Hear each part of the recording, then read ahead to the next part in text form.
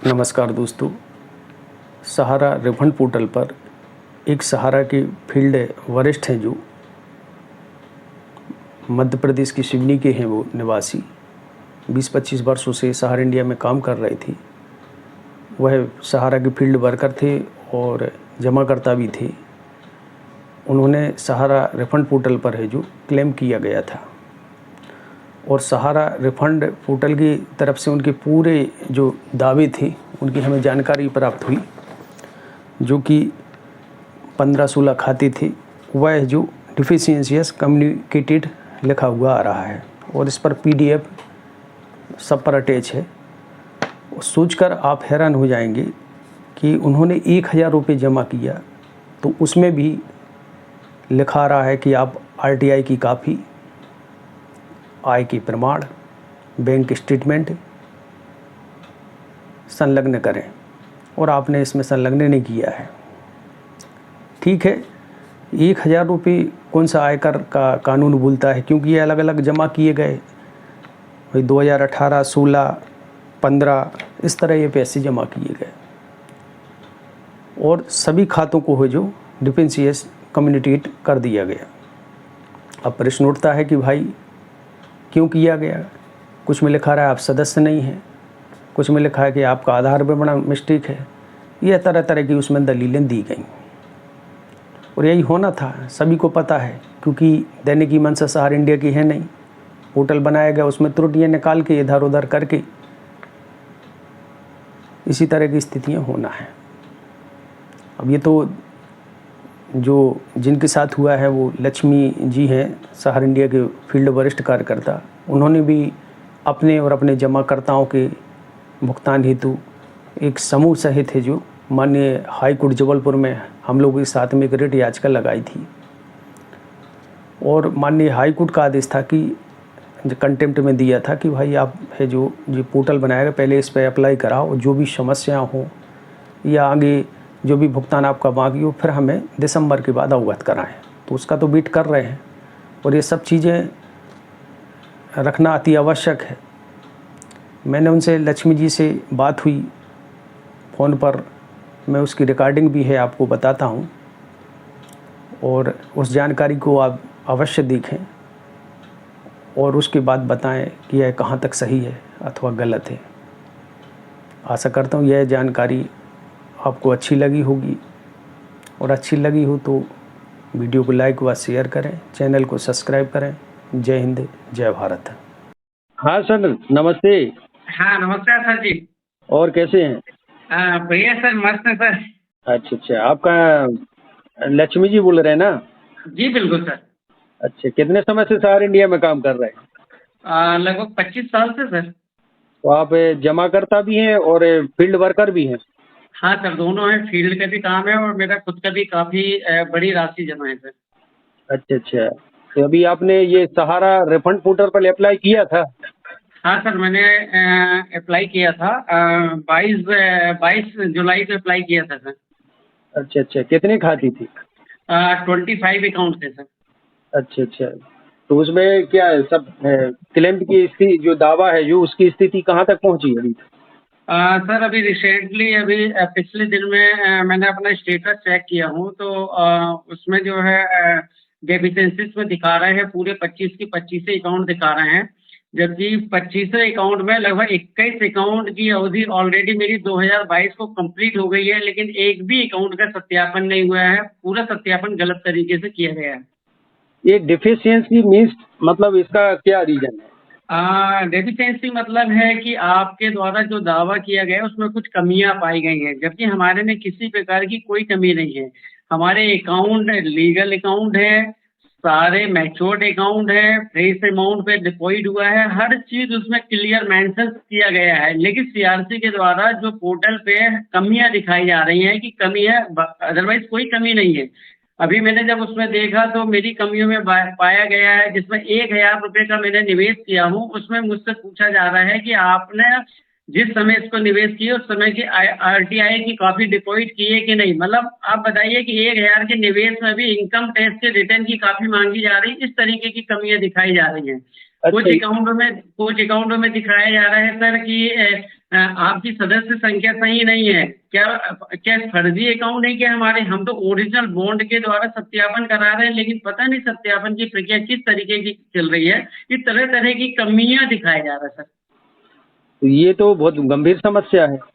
हाँ सर, बिल्कुल श्योर समस्या है इसका। कोई अगर कोई मुझे अगर बोले, अगर सीआरसी भी अगर मुझे इनवाइट करे तो मैं सीआरसी में पूरे ओरिजिनल डॉक्यूमेंट्स लेकर आकर उनके सामने रखकर मैं सत्यापन करना चाहूंगा। और मैं ये देखना चाहूंगा कि कहाँ मैंने गलत किया हूँ। क्या मैंने मेंबरशिप गलत डाला हूँ? क्या अकाउंट नंबर गलत डाला हूँ? क्या मेरी अवधि कंप्लीट नहीं हुई है?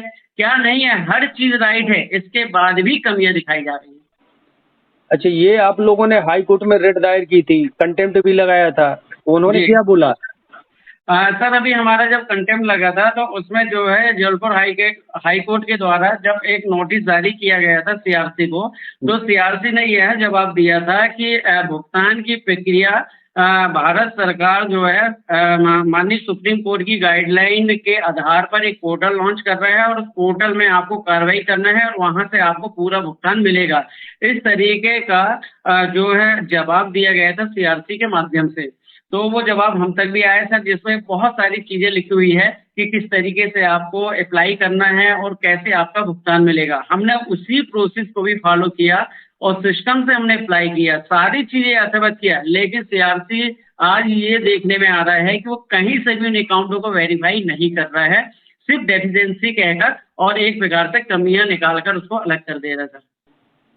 अच्छा, ये पूछना चाह रहे हैं कि क्या जी मल्टी स्टेट कोऑपरेटिव अधिनियम 2002 है जो जी जो आप लोगों ने उसमें काम किया, हम भी जुड़े रहे उससे एजेंट के रूप में, बाद में बंद कर दिया था।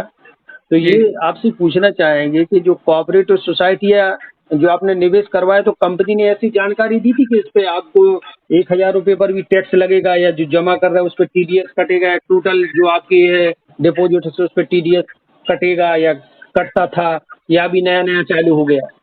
और नहीं सर, जब जब इस अधिनियम के तहत जो लाइसेंस कंपनी ने लेकर आया था उस समय हमें ये बताया गया था कि केडी कोऑपरेटिव में किसी भी जमाकर्ता का टीडीएस नहीं कटेगा, ये शुरू से बताया गया था। और सहारा ने आज तक, अभी कुछ समय पहले तक, जब तक कार्यालय इनके यथावत थे, ये अपना पेमेंट करते थे, कहीं भी किसी भी अमाउंट पे टीडीएस नहीं काटा जाता था। लेकिन आज पोर्टल में ये बात आ रही है, ये कहीं से भी हमें समझ नहीं आ रहा है कि क्यों इस तरीके की व्यवस्थाएं बनाई जा रही है टीडीएस को लेकर, ये समझ नहीं आ रहा सर। अच्छा अच्छा, तो इस तरह तो बहुत गंभीर समस्या बन गई है। तो सर, गंभीर समस्याएं बहुत है सर। मेरे 25 अकाउंटों में मैंने लगभग 7 या 8 अकाउंटों में जो कमियां दिखाई, वो भी एक बड़ी कमी है सर, वो भी मैं आपसे रखना चाहूंगा। कमी इस तरीके की है कि स्टार्टिंग में जब केडी कोऑपरेटिव का काम संस्था द्वारा कराया जाता था तो हमें हमारी पहले एक सदस्यता संख्या बनाई जाती थी, लेकिन वो सदस्यता संख्या पे हम लोग निवेश किया करते थे। लेकिन चूंकि 2 साल 3 साल के बाद केडी कोऑपरेटिव की पुनः वोटिंग होती थी और वोटिंग होने के बाद फिर उसका एक नया मतलब एक नया अध्यादेश टाइप या एक रूल्स आता था। और जब हम फिर उस पर काम करते थे तो हमारी पुरानी मेंबरशिप को अनवैलिड कर दिया जाता था और ये कहा जाता था कि अब जो निवेश आप करेंगे वो नई मेंबरशिप बनाकर करेंगे। तो इस कारण से देखेंगे कि लगभग 2012-13 के बाद से लगातार हम लोगों की 5-5, 6-6, 7-7 मेंबरशिप बन चुकी है। आज सीआरसी में हम लोगों ने जो अप्लाई किया है तो सीआरसी इस वजह से भी कुछ अकाउंट से रिजेक्ट कर रहे हैं कि आपकी एक से अधिक मेंबरशिप है। एक से अधिक मेंबरशिप हमारी वजह से नहीं है, ये कंपनी बनाई है, सारे इंडिया की गलती है। सारा इंडिया अपनी गलती को छुपाकर आज क्या करता, वो परेशान होना पड़ रहा है और जमाकर्ता भी परेशान हो रहा है, क्योंकि जमाकर्ताओं की भी बहुत सारी मेंबरशिप बनी हुई है। तो ये कंपनी का दोष है, लेकिन कहीं ना कहीं इसका पनिशमेंट आज देखिए सर, आज सीआरसी के माध्यम से उन जमाकर्ताओं को मिल रहा है कि आपकी एक से अधिक मेंबरशिप होने के कारण आपके दावे स्वीकार नहीं किए जा रहे हैं। ये भी एक बहुत बड़ी समस्या है सर इस पोर्टल में। अच्छा, तो फिर इस विषय में आगे आप क्या करना चाहेंगे? सर, हमने अभी वरिष्ठ अधिकारियों से भी बात रखी इस संबंध में। जो सहारा के वरिष्ठ अधिकारी हैं, तो वरिष्ठ अधिकारियों का ये कहना है कि सहारा इंडिया अभी सारे जितने भी दावे आ रहे हैं उन सबको क्लियर हम पास कर दे रहे हैं। और ये जो कमियां बता रहे हैं वो, उनका ये कहना है कि सीआरसी इन कमियों को बता रहा है, सहारा इंडिया के साइड से किसी प्रकार की कोई कमियां नहीं है, ऐसे ये फील्ड को मूवमेंट दे रहे हैं। जबकि हमें समझ नहीं आ रहा है कि ये गलती सीआरसी कर रहा है कि सहारा इंडिया कर रहा है। लगता यही है सर कि जो सत्यापन कर रहा है गलती उसकी होगी, लेकिन सहारा इंडिया अपनी गलती को न मानकर आज ही वो सीआरसी को ही अपनी गलती को ठहराने का प्रयास कर रहे हैं। नहीं तो ये तो स्पष्ट है कि सहारा रिफंड पोर्टल जो टीम बनी है तो उसमें सहारा की वो समिति बनाई गई है, वो वेरीफाइड करती है, आपके डॉक्यूमेंट चेक करती है, जो आपके यहाँ से अपन पहुँचाते हैं ना, दावा करते हैं तो उसको सत्यापन तो वही करती है। जी जब तक वो नहीं कहेगी कि हाँ ये कागज सही है, हमारे कागज है, तब तक थोड़ी आपकी प्रक्रिया आगे बढ़ेगी। हाँ सर, अगर ऐसा भी है तो कहीं ना कहीं सहारा इंडिया भी गलत है। अगर उन्होंने निवेश लिया है और निवेश लेकर लोगों को सर्टिफिकेट जारी किया, पैसा लिया है, तो आज सहारा इंडिया को अपनी अपनी वचनबद्धता निभाना चाहिए। वो क्यों ऐसा इग्नोर कर रहे हैं कि आपकी एक से अधिक मेंबरशिप है इसलिए स्वीकार नहीं होगा, या वो इस तरीके की पुनरावृत्ति ना करें कि जिससे जमाकर्ता आक्रोशित हो। कहीं ना कहीं अगर इस तरीके का मूवमेंट हो रहा है तो इसमें फिर सहारा पूर्ण रूप से दोषी है, या तो वो अपना डाटा को छिपाना चाहती होगी, या हो सकता है कि वो अपने पूरे डाटा को ओपन नहीं करना चाहते, इसलिए इन कमियों को दूर करने का प्रयास कर रहे हैं। तो सर अब इसमें जो भी है, लेकिन अंत में मैं यही कहूंगा कि जमाकर्ताओं का पैसा मिलना चाहिए और उसमें सहारा इंडिया या सीआरसी दोनों को सपोर्ट करना चाहिए, लेकिन आज सपोर्ट नहीं हो रहा है। सर अगर मैं कार्यकर्ता भी हूँ, मैंने अभी 300 लोगों का दावा खुद जो है पर्सनल कंप्यूटर वालों के पास जाकर मैंने कंप्लीट कराया है, और 300 लोगों में केवल 2 लोगों को ही पेमेंट आया है। अब बताइए, अगर मैं 300 लोगों का 1% भी निकालूं तो वो भी 3 होते हैं और सिर्फ 2 लोगों का पैसा आया है, तो इसको पैसा देना नहीं कहते हैं सर। गलतियां क्या 99% लोग करेंगे क्या? हाँ, किसी एक की गलती हो सकती, 2 की गलती हो सकती, 10 की हो सकती, क्या 300 में 300 लोगों की गलती हो रही दावा करने में? तो तो सहारा ये तो नहीं सर, एक मिनट, एक पूछना, एक बात करना चाहूंगा। हाँ सर। सर ये बोल रहे हैं कि सहारा इसलिए कर रही है, जो हमें जानकारी मिली है कि सहारा नहीं चाहती कि हमारे, अगर सहारा की देनदारी सिद्ध हो जाएगी तो कल के दिन सुप्रीम कोर्ट पूछेगी, माननीय न्यायालय पूछेगी कि भाई आपके हैं जो ये जितने सारे जमा करता है इनका पैसा कहाँ गया। तो आपको नहीं लगता कि कुछ इस कारण से वो रिजेक्ट कर रहे हो कि हमारी वास्तविकता है जो सीआरसी और कहना चाहिए सुप्रीम माननीय सुप्रीम कोर्ट के समक्ष ना जा सकी। नहीं सर, ये बातें तो सत्य है। सहारा इंडिया शुरू से मैन्युअली वर्क पे काम किया है, इन्होंने अपने पूरे वर्क को ऑनलाइन नहीं किया है, जिसके कारण संपूर्ण जो इन्वेस्टमेंट है या कितनी लाइबिलिटी है जो पूरे एक प्रिंट में पॉसिबल नहीं हो पाती है, क्योंकि मैन्युअली काम है। लेकिन यथार्थ इस बात का भी है, अभी माननीय जो हमारे सहकारिता मंत्री हैं, उन्होंने भी अपने एक स्पीच में इस लाइन को बोला था कि सहारा की 86,000 करोड़ की देनदारियां हैं। सर मैं इसमें ये कहना चाहूंगा कि 86,000 करोड़ तो शायद मूलधन ही होगा, शायद देनदारी की अगर बात की जाए तो 2 लाख करोड़ भी हो सकती है और उससे ऊपर भी हो सकती है। तो ये बात सत्य है कि हो सकता है कि सहारा अपना संपूर्ण जो हिसाब किताब है वो ओपन ना करने के कारण भी इस तरीके का बर्ताव किया जा रहा है। और अगर मान लिया जाए कि इस तरीके का रिजेक्शन किया जाएगा सर, तो ये भी मानकर चलिए कि माननीय सुप्रीम कोर्ट ने जो 9 महीने का समय दिया है, इस 9 महीने में ये 5,000 करोड़ या 500 करोड़ बांटना मुश्किल हो जाएगा सर इनको, क्योंकि आगे चल कर यही होगा कि सहारा के डिपॉजिटर ही नहीं है, वो अपने दावे ही नहीं कर पा रहे हैं, सिद्ध ही नहीं कर पा रहे हैं। तो क्या हम फर्जी हैं क्या सर? हमारे पास क्या सर्टिफिकेट फर्जी है क्या? हमारे पास तो सब कुछ ओरिजिनल है। क्योंकि सहारा ही उसको वेरीफाई नहीं करेगा तो उसको कौन वेरीफाई करेगा? कोई नहीं कर सकता सर। तो यहाँ पर नियत सहारा की समझ आ रही को देना चाहती कि नहीं देना चाहती, ये सहारा की नियत पर डिपेंड करता है सर। ठीक है लक्ष्मी जी, आपने जानकारी दी, अच्छा लगा। जी और जानकारी देने के लिए बहुत बहुत धन्यवाद। जी सर।